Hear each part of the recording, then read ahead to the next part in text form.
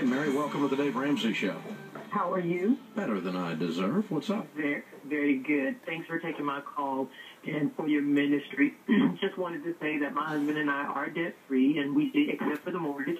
And we lead a financial peace class at our church.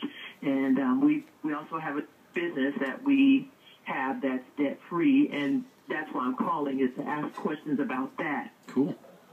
Our business provides tutoring to students in low socioeconomic schools in several counties in Florida, and is funded each year by a renewable grant from the federal government.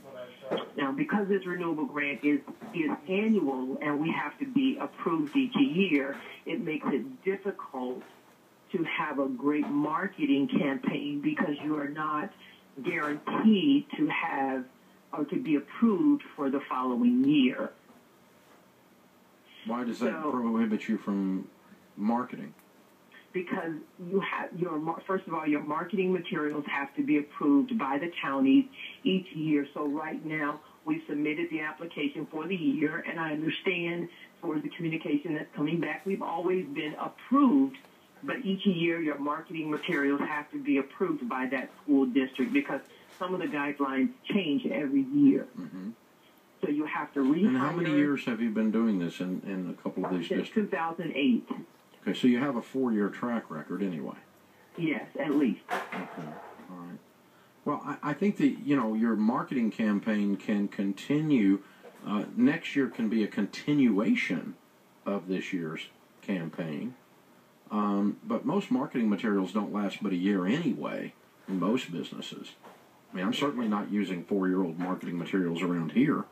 Okay. And I'm under no constraint. So, right. Everything should evolve, grow, and get better.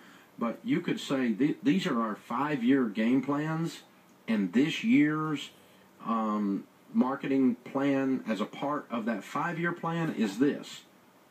And then, next year could be a continuation of that plan, but then knowing that you still have to get those things approved, and you might lose a chunk of your funding. That stands at the, that's always at the. You always stand at that precipice, don't you? Right. Right. So, but I think you could develop a 5-year plan, knowing that things are going to change as you go, and each year is a layer, an element of that 5-year plan, and it gets approved each year. Okay, because each of there are other businesses or other companies that are our competitors for the same pool of children. Mm-hmm. And so, of course, I feel that in order to be able to gain a lot of children or to be able to touch a lot of children as far as the tutoring, that we certainly have to have a great marketing plan that's going to be able to hit the ground running as soon as we are assured that we can implement. Yeah, and so if you had 5 years worth of strategy laid out, but you can only get 1 year approved at a time, you've got the ability to hit the ground running. And I would share that with the school district to say, I know I've got to get this approved next year, but I want you to know that we're forward thinking, that we have vision with this past this year. Okay. So they see you have an overall strategy that's not just an annual re-up. Okay. I think that makes you more appealing to them for the funds. Okay. And do you see that? I mean, do you basically hire somebody to do that marketing piece for you that produces that 5-year plan? What do you do now?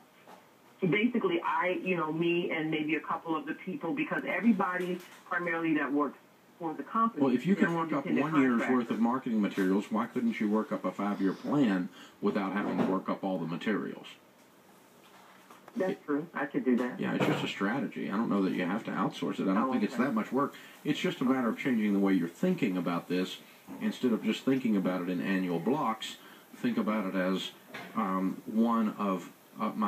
year of my 5-year plan, or 1 year of my 3-year plan.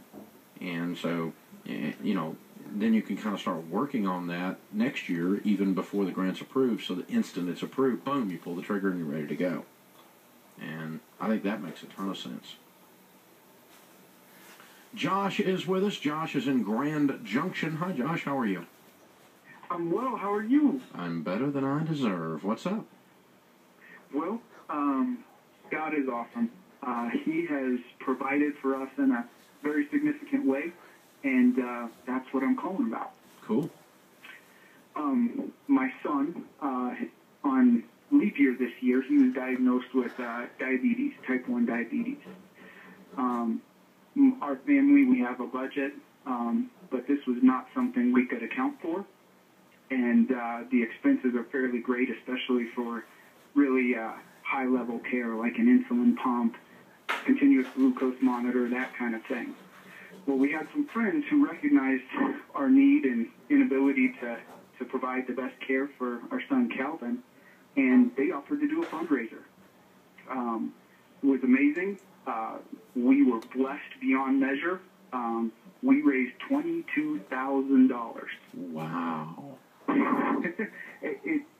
God is good. And he didn't have to do this to prove he is good. No. But what a blessing. That's wonderful.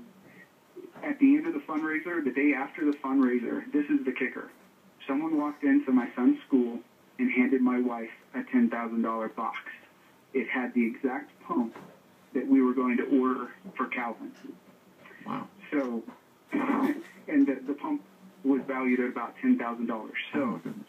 Not only did we get raise $22,000 for his care, but someone actually walked in and handed us the pump. Wow.